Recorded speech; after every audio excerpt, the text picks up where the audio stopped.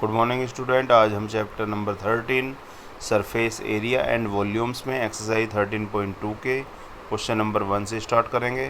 तो यहाँ पे क्वेश्चन दिया हुआ है, ऊंचाई 14 सेंटीमीटर वाले एक लंबरेते बेलन का वक्र पृष्ठीय क्षेत्रफल 88 वर्ग सेंटीमीटर है। तो बेलन के आधार का व्यास हमें ज्ञात करना है। ओके स्टूडेंट, देखिए माना बेलन के आधार का व्यास है 2r, जहाँ r जो है बेलन की क्या है, त्रिज्या। बेलन की ऊंचाई h क्या है, 14 सेंटीमीटर। तो बेलन का वक्र पृष्ठीय क्षेत्रफल का फॉर्मूला क्या है, 2 पाई आर एच। तो 2 पाई की वैल्यू 22/7, आर आपका हो गया, आर की वैल्यू फाइंड करनी है, एच की वैल्यू 14।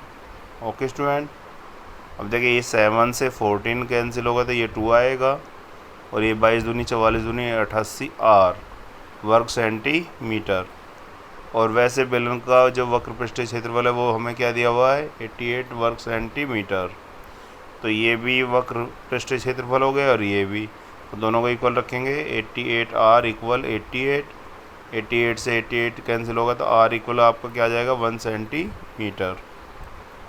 ये आर इक्वल 1 सेंटीमीटर आ गया। और हम बेलन का क्या निकालेंगे, व्यास। व्यास होता है 2r, तो 2 गुना 1 यानी 2 सेंटीमीटर। ओके स्टूडेंट, अब देखिए क्वेश्चन नंबर 2।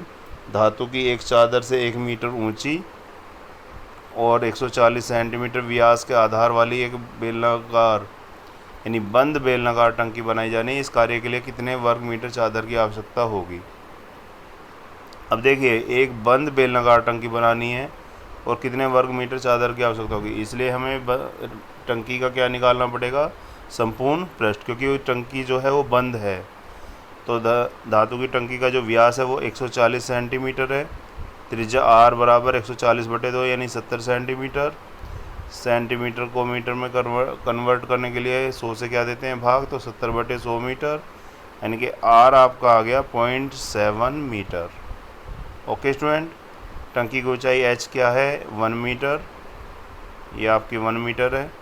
और टंकी का संपूर्ण पृष्ठीय क्षेत्रफल का फॉर्मूला क्या है, 2 पाई आर एच प्लस आर। 2 पाई की वैल्यू 22/7, आर की वैल्यू 0.7, एच की वैल्यू 1 और आर की वैल्यू 0.7। ओके स्टूडेंट, तो ये यहाँ 7 से 7 कैंसिल होगा तो 0.1 आएगा। 22 दूनी 44, 44 की 0.1 से मल्टीपल होगी तो 4.4, 1 में 0.7 ऐड होगा तो 1.7। अब 4.4 की 1.7 में मल्टीपल करेंगे तो 7.48 वर्ग मीटर, यानी टंकी को बनाने में प्रयुक्त चादर का जो क्षेत्रफल है वो 7.48 वर्ग मीटर है। ओके स्टूडेंट, अब देखिए क्वेश्चन नंबर 3। धातु का एक पाइप 77 सेंटीमीटर लंबा है और एक अनुप्रस्थ काट का आंतरिक व्यास 4 सेंटीमीटर और बाहरी व्यास 4.4 सेंटीमीटर है। ज्ञात कीजिए आंतरिक वक्र पृष्ठीय क्षेत्रफल और बाहरी वक्र पृष्ठीय क्षेत्रफल और कुल पृष्ठीय क्षेत्रफल।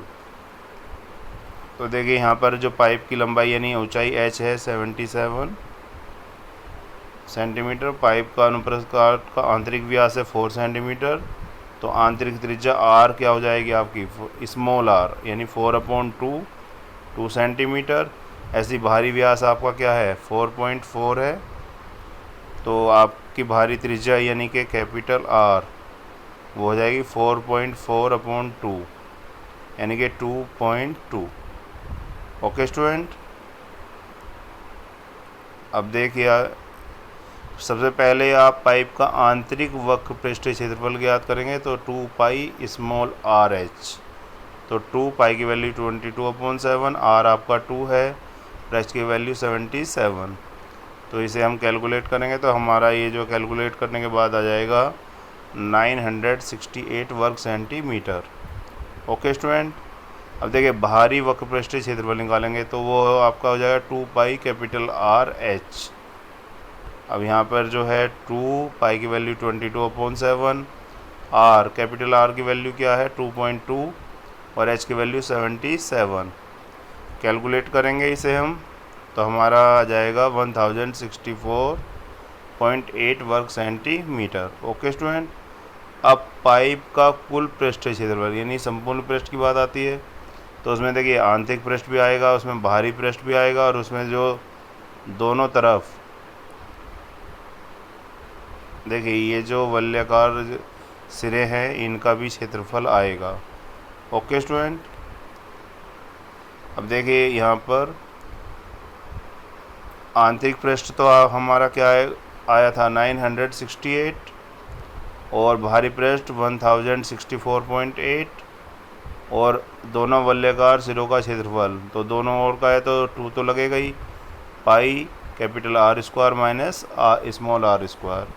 ओके स्टूडेंट, इन दोनों को ऐड करेंगे तो ये आ जाएगा 2032.8 प्लस 2 पाई की वैल्यू 22/7 r कैपिटल R की वैल्यू 2.2 का स्क्वायर हो जाएगा और स्मॉल r की वैल्यू क्या है 2 तो 2 का स्क्वायर।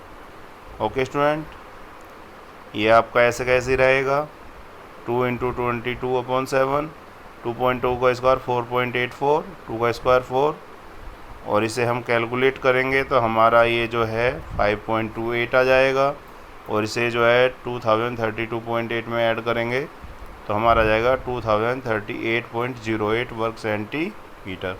ओके स्टूडेंट, अब देखो क्वेश्चन नंबर 4। एक रोलर का व्यास 84 सेंटीमीटर है और लंबाई 120 सेंटीमीटर है। एक खेल के मैदान को एक बार समतल करने के लिए 500 चक्कर लगाने पड़ते हैं, तो खेल के मैदान में वर्ग मीटर में क्षेत्रफल ज्ञात करना है।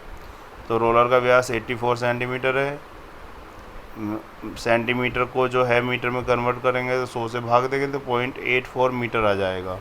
ओके स्टूडेंट, अब देखिए रोलर की त्रिज्या r बराबर 0.84, ये व्यास है तो त्रिज्या होती है व्यास अपॉन 2 यानी 0.84/2, तो ये हमारा आ गया 0.42 मीटर। ओके स्टूडेंट, रोलर की जो लंबाई है वो कितनी है 120 सेंटीमीटर, यानी कि इसे h मानेंगे हम, ये 120 सेंटीमीटर है तो इसे भी मीटर में कन्वर्ट करेंगे तो 1.2 मीटर आ जाएगा। अब रोलर का वक्र पृष्ठीय क्षेत्रफल 2 पाई RH, 2 पाई की वैल्यू 22/7, r की वैल्यू 0.42, h की वैल्यू 1.2, तो ये हमारा कैलकुलेट करके आ जाएगा 3.168 वर्ग मीटर। ओके स्टूडेंट, देखिए रोलर का एक चक्कर लगाकर समतल किया गया मैदान का जो क्षेत्रफल है वो यानी उसका वक्र पृष्ठ, एक चक्कर में जो चली गई दूरी है वो रोलर का वक्र पृष्ठ होगा और हमें चक्कर कितने लगाने हैं 500, तो 500 चक्कर के लिए 500 की जो है 3.168 में क्या कर देंगे मल्टीपल, तो ये हमारा आ जाएगा 1584 वर्ग मीटर। ओके स्टूडेंट, अब देखिए क्वेश्चन नंबर 5। किसी बेलनाकार स्तंभ का जो व्यास है वो 50 सेंटीमीटर है और ऊंचाई 3.5 मीटर है। 12.50 रुपये प्रति वर्ग मीटर की दर से इस स्तंभ के वक्र पृष्ठ पर पेंट कराने का व्यय ज्ञात करना है हमें। तो देखिए व्यास कितना है 50 सेंटीमीटर, इसे मीटर में कन्वर्ट करेंगे तो 100 से क्या देंगे भाग तो 0.5 मीटर, ये व्यास हो गया। त्रिज्या r हो जाएगी 0.5/2 यानी 0.25 मीटर। ऊंचाई हमें क्या दे रखी है 3.5, तो h की वैल्यू 3.5 मीटर हो गई और बेलनाकार स्तंभ का वक्र पृष्ठ का फॉर्मूला 2 पाई RH, तो ये आपका 2 पाई की वैल्यू 22/7, r की वैल्यू 0.25, h की वैल्यू 3.5, तो जब हम इसे कैलकुलेट करेंगे तो ये हमारा आ जाएगा 5.5 वर्ग मीटर। ओके स्टूडेंट, ये हमारा वक्र पृष्ठ आ गया। स्तंभ पर पेंट कराने का व्यय वक्र पृष्ठ गुना रंगवाने के मूल्य दर, तो वक्र पृष्ठ हमारा क्या है 5.5 और हमारी जो रंगवाने की दर है वो 12.50 है, तो मल्टीपल करेंगे तो हमारा 368.75। Okay student,